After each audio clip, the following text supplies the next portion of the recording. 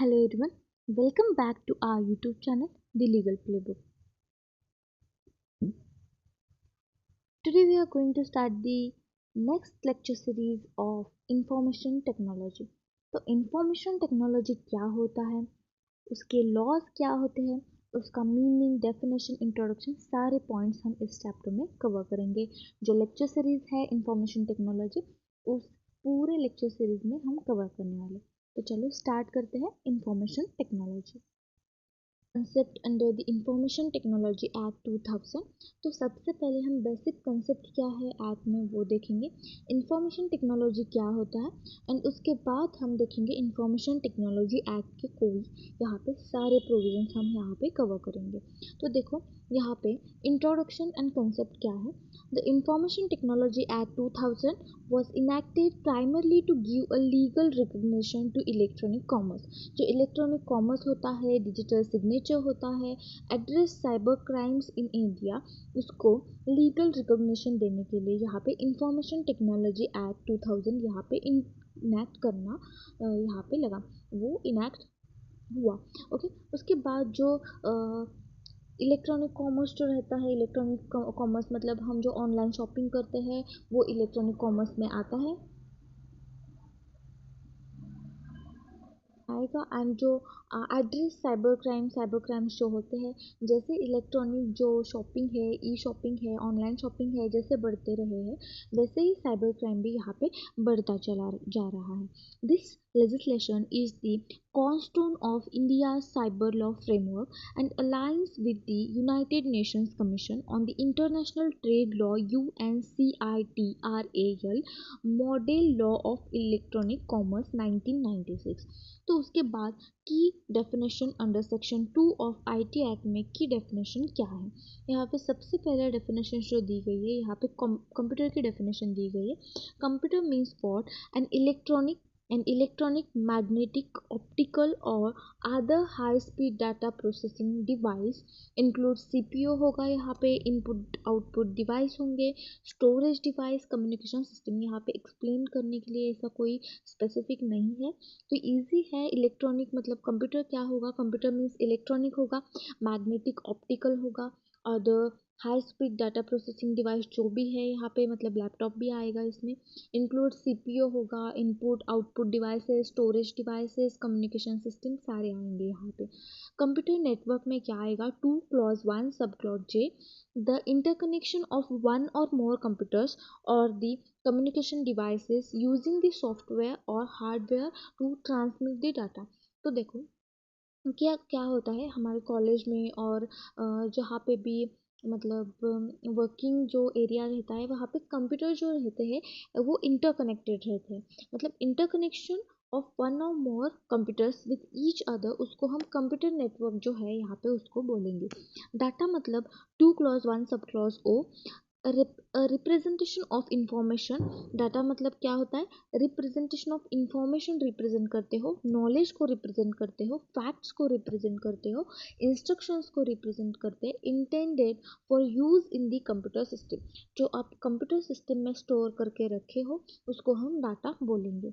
Electronic record 2 clause 1 sub clause D, any data, record, image, sound stored or sent in the electronic form including emails, digital documents. Digital signature क्या होता है, section 2 clause 1 sub clause B, and authentication of electronic record using an asymmetric crypto system and hash function जो रहते हैं उसको हम क्या करेंगे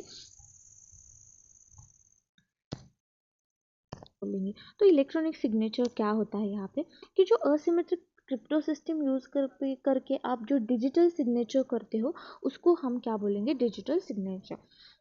सर्टिफाइंग अथॉरिटी क्या होता है 21G में, a person granted a license to issue digital signature certificate. मतलब जिस पर्सन को लाइसेंस दिया जाता है कि आप इशू द डिजिटल सिग्नेचर जो इशू कर सकता है वो सर्टिफिकेट अथॉरिटी. हम कोई भी किसी भी व्यक्ति के पास जाके हम डिजिटल सिग्नेचर नहीं निकलवा सकते. एक पर्सन रहता है, वो अथॉरिटी रहती है, उसी के पास जाना पड़ता है, उसको हम सर्टिफाइंग अथॉरिटी बोलेंगे. उसके बाद असिमेट्रिक क्रिप्टो सिस्टम मतलब होता है to 1 sub clause F cryptographic system using a pair of keys रहते हैं, वहाँ पे पब्लिक प्राइवेट ऐसे रहते हैं for the secure electric secure करने के लिए इलेक्ट्रॉनिक ट्रांजैक्शन जो रहते हैं, मतलब जी पे हम करते हैं, फ़ोन पे जो करते हैं वो सब इलेक्ट्रॉनिक ट्रांजैक्शन में आएगा। तो वो सिक्योर करने के लिए हम इलेक्ट्रॉनिक क्रिप्टो सिस्टम यूज़ करते हैं। ओके, उसके बाद ऑब्जेक्टिव्स क्या है of the act, objectives of the act to grant the legal status to the electronic transactions and records. तो इलेक्ट्रॉनिक ट्रांजैक्शन एंड रिकॉर्ड्स के लिए जो स्टेटस है, ग्रांट द लीगल स्टेटस यहाँ पे ग्रांट करना। उसके बाद facilitate E commerce and E governance को हम फैसिलिटेट करना and to create the legal framework for digital authentication. जो डिजिटल ऑथेंटिकेशन जो है उसको ऑथेंटिकेट करने के लिए लीगल फ्रेमवर्क क्रिएट करना यहाँ पे इलेक्ट्रॉनिक एंड डिजिटल सिग्नेचर्स के लिए। कर्ब द साइबर क्राइम्स, जो साइबर क्राइम्स अब जो बढ़ रहे हैं उसको कंट्रोल करना, like the hacking, identity theft and data breaches जो यहाँ पे केसेस रहते हैं उसको क्या करना है यहाँ पे रिड्यूस करना, कम करना, उसको रिड्यूस करने के लिए लीगल फ्रेमवर्क तैयार करना यहाँ पे। उसके बाद to establish a framework for the appointment of adjudicating officers and appellate bodies, to regulate the intermediaries or like the Google, Facebook, ISPs and protect the users interest। जो यहाँ पे अल्टीमेट एम जो रहता है यूजर्स का interest यहाँ पे protect करना रहता है। लीगल रिकॉग्निशन क्या है यहाँ पे, legal recognition of electronic records and digital signature. Section 4 electronic records if any law requires that information be in the writing or printed form. मतलब क्या हुआ इलेक्ट्रॉनिक रिकॉर्ड सेक्शन 4 में, if any law requires that information be in the writing or printed form then such requirement is deemed satisfied if it is available in the electronic form and accessible for future reference। for example online contracts, invoices, emails, communication। अगर कोई भी law ऐसे बोलता है कि law में specifically mentioned है कि आपके ये जो रिटर्न में होना चाहिए और प्रिंटेड फॉर्म में होना चाहिए, तो भी आप यहाँ पे डिजिटल यहाँ पे दे सकते हैं। डिजिटल जो है यहाँ पे हम रिटर्न और प्रिंटेड फॉर्म में है ऐसे ही कंसिडर करेंगे, मतलब ऑनलाइन कॉन्ट्रैक्ट जो है, इनवॉइसेस जो है, ईमेल जो है वो हम यहाँ पे इलेक्ट्रॉनिक रिकॉर्ड भी यहाँ पे कंसिडर करेंगे। उसके बाद section 5 legal recognition of digital signature, legal recognition of digital signature where a law requires a signature, that requirement is satisfied with the digital signature that is secure and verifiable। okay, तो digital signature क्या होता है, recognition होता है digital signature को and उसको हम verify भी कर सकते हैं। Section 3 authentication of electronic record. अब यहाँ पे क्वेश्चन क्या है, ऑथेंटिकेट है क्या इलेक्ट्रॉनिक रिकॉर्ड जो है यहाँ पे आप कॉन्ट्रैक्ट दे रहे हो, जो भी यहाँ पे डॉक्यूमेंट दे रहे हो वो ऑथेंटिकेट है तो क्या नहीं है। तो यहाँ पे क्या है, digital signature must be affixed using the asymmetric crypto system. तो यहाँ पे क्या होता है, जो डिजिटल सिग्नेचर जो रहता है वो असिमेट्रिक क्रिप्टो रहता है उसमें, तो वो पता चलता है कि वो ऑथेंटिकेट है या नहीं है। उसके बाद case law, state of Delhi versus Mohammad Afzal parliament, यहाँ पे पार्लियामेंट अटैक केस जो है यहाँ पे वो है, यहाँ पे email as electronic evidence was accepted based on the proper authentication. जो ईमेल है उसको हम यहाँ पे प्रॉपर ऑथेंटिकेशन है ऐसे कंसिडर कर सकते हैं, इस केस में बोला गया था state of Delhi versus Mohammad Afzal के केस में, उसको हम पार्लियामेंट अटैक केस भी बोलते हैं। उसके बाद provisions for e governance, e governance के प्रोविजंस जो है सेक्शन 6 टू सेक्शन 10 तक दिए गए। गवर्नमेंट में एक्सेप्ट द फाइलिंग, गवर्नमेंट क्या करते हैं यहाँ पे, एक्सेप्ट द फाइलिंग, रिटेंशन और issue of the documents in electronic form. Section 7 electronic records must be retained as per the time limits and they must be remain accessible for unaltered. तो section 6 में बोला कि government में accept the filing, government E governance मतलब government जो filing है, E filing है वो एक्सेस करेगी, रिटेंशन करेंगी और इशू भी करेंगी डॉक्यूमेंट्स को इलेक्ट्रॉनिक फॉर्म को। उसके बाद बहुत सारे गवर्नमेंट के वेबसाइट .in गवर्नमेंट जो है यहाँ पे सब अब क्या हो गया है, ऑनलाइन हो गया है। सेक्शन 7 जो है electronic record must be retain as per the time limit से यहाँ पे रिकॉर्ड होगा। उसके बाद must be remain accessible and unaltered होगा, यहाँ पे अल्टर बाद में अल्टर नहीं होगा, ओके चेंज नहीं होगा यहाँ पे। सेक्शन 10A में क्या है, section 10A validates the electronic contracts जो रहते हैं यहाँ पे टाइप्स ऑफ जो कॉन्ट्रैक्ट, जो ई कॉन्ट्रैक्ट्स है यहाँ पे click wrap, browse wrap, agreement are enforceable. मतलब क्या होता है, एक वे रहता है। फॉर एग्जांपल हम जब कोई भी ऐप जब यहाँ पे इंस्टॉल कर लेते हैं तो कुछ तो आता है यहाँ पे, एंड एग्री करके हम उस पे क्लिक करके आगे जाता है। क्लिक नहीं किया तो वो आगे ऐप में कंटिन्यू नहीं होता, तो वो भी क्या हुआ, क्लिक रैप में आएगा, ब्राउज रैप में आएगा। ब्राउज करते समय एक एग्रीमेंट टाइप का एक क्लिक का बटन आता है, उस पर आप क्लिक करोगे तो ही वो आगे जाएगा। तो वो भी एक टाइप ऑफ इलेक्ट्रॉनिक कॉन्ट्रैक्ट में आएगा, वो इलेक्ट्रॉनिक कॉन्ट्रैक्ट ही है यहाँ पे। सेक्शन 10 उसी से डील करता है। वो भी क्या होगा, वो एग्रीमेंट भी यहाँ पे इन्फोर्सेबल होंगे। ओके, तो ध्यान से यहाँ पे कोई भी आप ऐप यहाँ पे इंस्टॉल कर रहे हो, उसके बाद उस पर एग्री कर रहे हैं, तो वो टर्म्स एंड कंडीशंस जो रहते हैं वो रीड करके यहाँ पे आपको क्या करना है, वो क्लिक करना है। वो one of the type of agreement रहता है एंड वो इन्फोर्सेबल रहता है। कोई भी ऐप हो ऑनलाइन जो ब्राउज हो उस पर आप एंटर कर रहे हो तो। उसके बाद for example online railway booking और application for the PAN card. उसके बाद certifying authorities and the digital infrastructure section 17 to section 34। Controller of certifying authority CCA बोलते हैं उसको, appointed by central government appoint करेंगे to license and regulate the certifying authorities. तो यहाँ पे कौन अपॉइंट करेगा, CCA को सेंट्रल गवर्नमेंट अपॉइंट करेगी। सर्टिफाइंग अथॉरिटी जो है इशू द डिजिटल सिग्नेचर, उनका वर्क क्या होता है, डिजिटल सिग्नेचर इशू करेंगे टू इंडिविजुअल्स एंड ऑर्गेनाइजेशन को।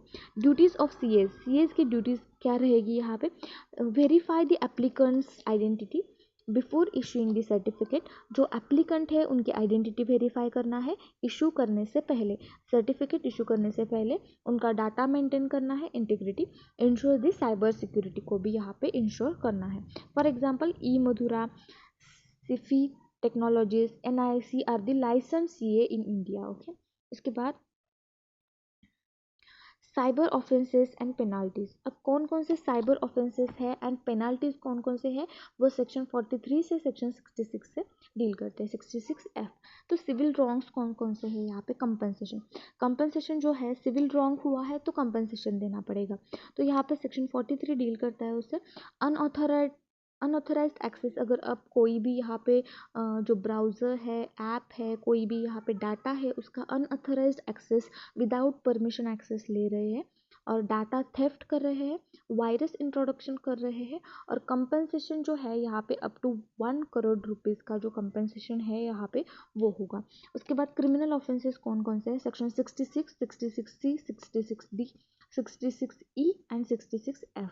तो 66 में हैकिंग है, up to 3 years imprisonment and 5 lakh rupees का फाइन यहाँ पे लग सकता है। 66C में आइडेंटिटी थेफ्ट आप कर रहे हो, और आइडेंटिटी थेफ्ट मतलब क्या होता है, कोई भी पर्सन की आप आइडेंटिटी ले रहे हो और उस पर्सन, जो पर्सन है A नाम का जो पर्सन है वही मैं हूँ ऐसे दिखाकर आप यहाँ पे आइडेंटिटी थेफ्ट करके वो जो भी काम आप कर रहे हो वैसा identity theft. Using the someone's password, digital signature without consent. 66D cheating by personation via electronic means, मतलब पर्सोनेशन मतलब फिशिंग दी स्कैम्स करना, जो स्कैम रहते वो।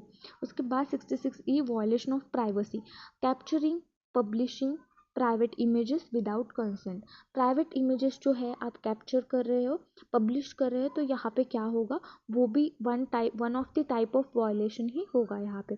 66F जो है साइबर टेररिज्म कर रहे हैं आप, कोई भी टेररिज्म मतलब जो नेशन है, आप नेशन के अगेंस्ट जाके कोई भी अदर नेशन से ज्वाइंट होके आप क्या कर रहे हैं, टेररिज्म का प्लान यहाँ पे कर रहे हैं। तो यहाँ पे अनऑथराइज्ड एक्सेस ले रहे हैं, थ्रेटन कर रहे हो नेशनल सिक्योरिटी को, लाइफ इम्प्रिजनमेंट की यहाँ पे पनिशमेंट होगी। उसके बाद केस जो है Shreya Singhal versus Union of India, बहुत इंपॉर्टेंट केस है, 2015 का है।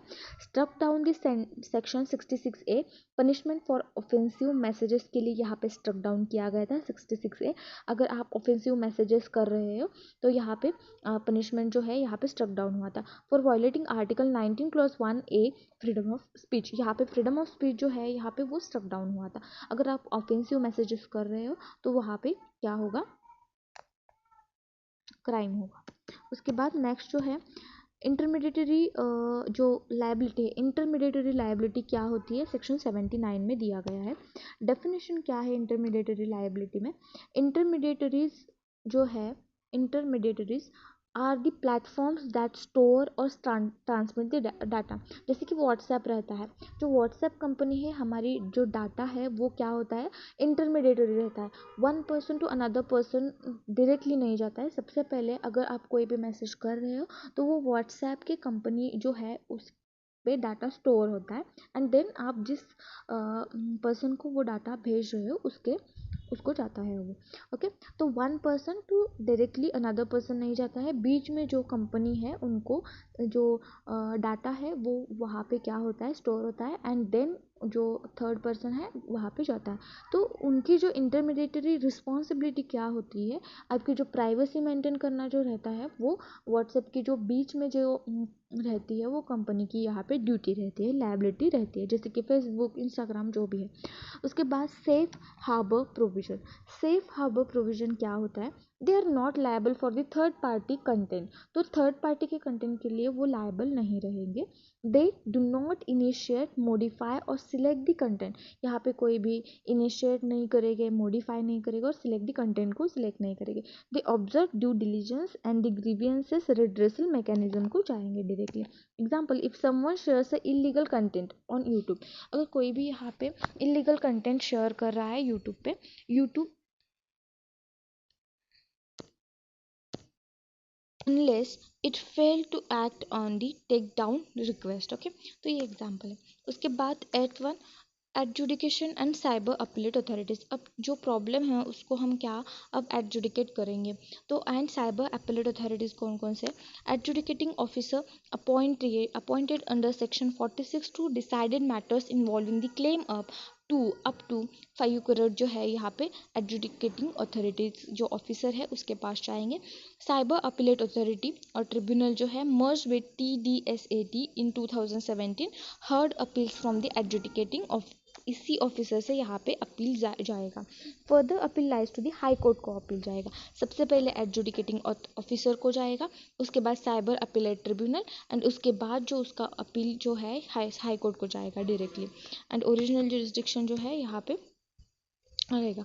Role of CERT। अब रोल क्या रहेगा CERT का, मतलब कंप्यूटर इमरजेंसी रिस्पांस टीम जो इंडिया में है उसका, national nodal agency for handling cyber threats and the incidents. Function क्या है, इशूइंग द अलर्ट्स, एडवाइजरीज देना, कोऑर्डिनेट करना incident response, enhancing the cyber resilience in India. Example, during the major cyber attacks like the ransomware, uh, WannaCry, जो example है यहाँ पे CERT इन issue दी mitigation, यहाँ पे क्या करता है, मिटिगेशन गाइडलाइंस यहाँ पे इशू करता है। Amendments and evolution of the act के अमेंडमेंट्स क्या है and evolution, IT amendment act 2008 introduce like the cyber terrorism introduce हुआ, आइडेंटिटी थेफ्ट हुआ, प्राइवेसी ब्रीच यहाँ पे अमेंडमेंट 2008 में यहाँ पे हुआ था। उसके बाद रिकॉग्नाइज्ड इलेक्ट्रॉनिक सिग्नेचर रिकॉग्नाइज्ड हुआ, and then in addition to digital signature, empowered government agencies to the intercept, monitor and the decrypt data, section 69। recent developments, information technology, intermediary guidelines and the digital media's ethics codes rules 2021 enhance the accountability of intermediaries, mandate the grievances redressal traceability and the content take down the timelines। तो overview of the information technology act 2000 यहाँ पे हमने cover किया है। Next lecture में हम nature and scope of the information technology act 2000 cover करेंगे। Thank you.